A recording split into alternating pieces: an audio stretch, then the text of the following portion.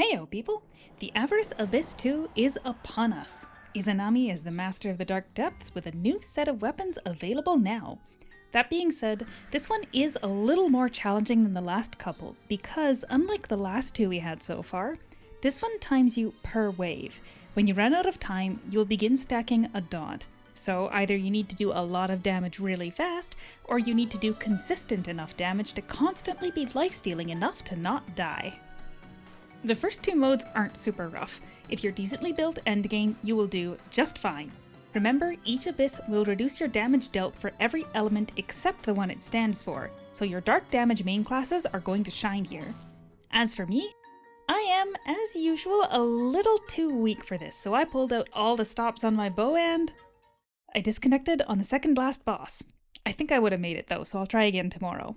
My strategy that was working was to take advantage of Bow's crit rate bonus for standing still, then using my Pumpkin's Transmog to get perfect animation cancelling without moving, then spamming mobs with debuff, arrows, and my Dark Spite.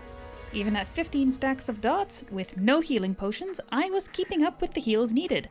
I also used detail damage food as I am not capped for detail damage versus mobs in Elite, and as far as I'm concerned, that's going to be more effective for getting through the mobs. My boss damage is fine.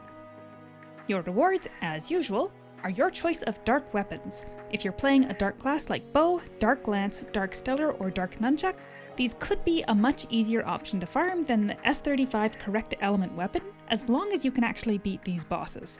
And I'll take a diversion here to talk about the Pumpkin Transmog. What makes this so powerful is that because you are not a human, it perfectly cancels the animation for every skill, meaning that your cast becomes instant, and if you're in range, you will have constant auto attacks. The one exception I've found so far is Duelist, which seems to have the skills animated differently than other classes. So, for some of its skills, you will see the pumpkin slowly replicate the motions of the skill, and it's actually worse than not using it. If you were wondering why I did those two ludicrous streams just killing Tanuki for pumpkins over and over while losing my mind pretending there was a way to increase drop rates for them, this was why.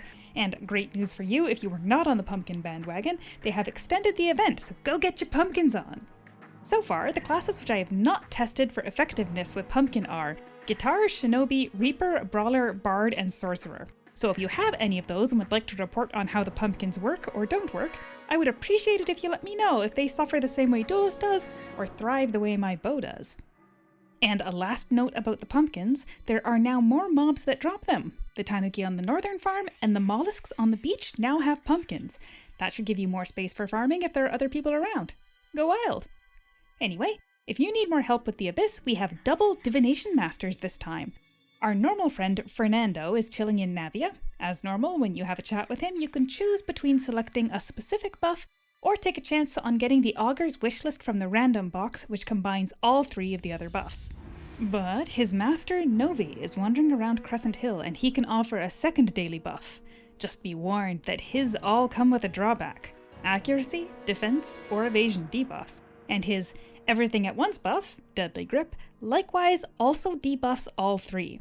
He is actually wandering, but his icon on the map is moving as well, so you can easily find him. You can use both their buffs at the same time, and they last 3 hours each. You can only take one from each Divination Master per day per character, and you have to use the buff item within an hour of taking it, so don't bother trying to stockpile. But since you're in Crescent Hill, head over to the dungeon for access to the Nightmare Ancient Cliff Temple. ACT is a particularly challenging one. It has more mechanics than we've had recently, and I ran this on my Starcaller since that's the class I'm starting to aim for max level on now, but I'm not super good at Starcaller, so yeah, this took me over 20 minutes. To be fair, I didn't go all out on the buffs either though, so don't judge me too hard. In party mode, this is a 0 damage dungeon, and even in solo mode you're hitting some pretty intense debuffs. But let's talk mechanics. On the way to the first boss, the purple puddles spawn around you and will slow you down. Nothing too special about the mobs, but don't bring them to the boss as he is a pain. For the first boss, you need to take down his turrets. He takes more damage per turret you've taken down, and they do respawn. Watch out for bombs as well as the stuns and roots. It's honestly a mess. I highly recommend bringing Persephone or some other immunity eidolon so you can keep mobile. If you're a little lower on damage like me, try to balance keeping at least 2 turrets down while damaging the boss and avoiding everything else. Next, to get to the second boss, you will need to take down the elites on both sides of the stairs, then the room will open. And to fight the second boss, you need to take down the ancient soul crystals that spawn one by one, over and over. And over and over. And over and over, in this same pattern around the room. Just keep going, keep going, keep going, and eventually a different type of crystal will spawn. From here, you can take down the ancient life crystals while also keeping up the damage on the boss. Ideally, you want to lure him around to them so you can attack both at once. During the next segment, you will see 4 totem poles around the raised square platform. Knock one down, then take out the mobs that spawn one by one.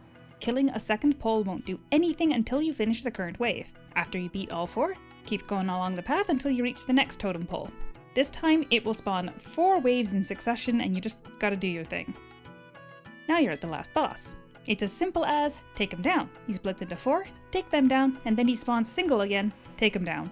Watch out for the special attack. When he stops taking damage, you should see a round blue safe zone. Get inside there ASAP and wait for the warning symbols and purple fog to vanish. Then you can get back in the fray. The Nightmare certificate for this one is a 1% damage emblem.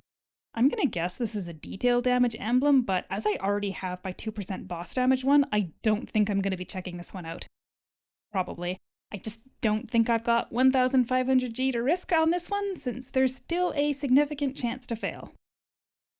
But if you're not at the level or build to challenge those dungeons, the next event is for you. They call it the Holy Land Rhapsody.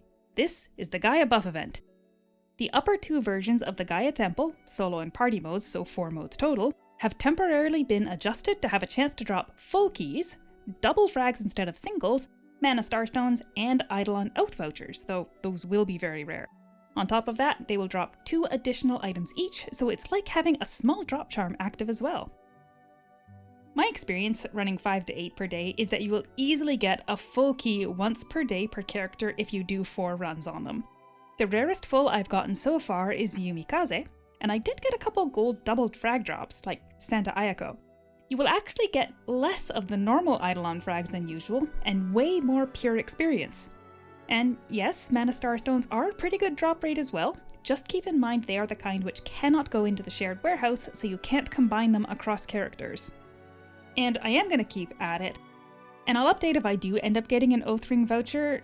It just feels like they're going to be very rare. At the very least I shouldn't have to do this again. Anyway, our costume event this time is hiding in Stardust Island. It's a continuation of an old story, but generally you can just auto-path around the conversations. The prizes this time are a couple of non-archivable but quite cute costumes. The furniture is all archivable and very Thanksgiving, and I do like the head wreath that is archivable as well. And lastly, for events, the Saturday Hero Sky Tower has a small event on. The Olympus Holy Fire Silver Cups bonus drop. The bosses every 5 floors up to 70 now drop a pack that can give 1 to 3 cups instead of just 1. Remember, this is the bosses, not the chests, so make sure you get your hit in. I decided to go into a little more detail on the mechanics for the Nightmare this time, so this went on a little longer than normal, but hopefully that does help somewhat. The second boss really feels like you're getting nowhere, so I thought somebody might benefit from that kind of information. That is all for this time though, so thanks for stopping by and we'll catch you next time.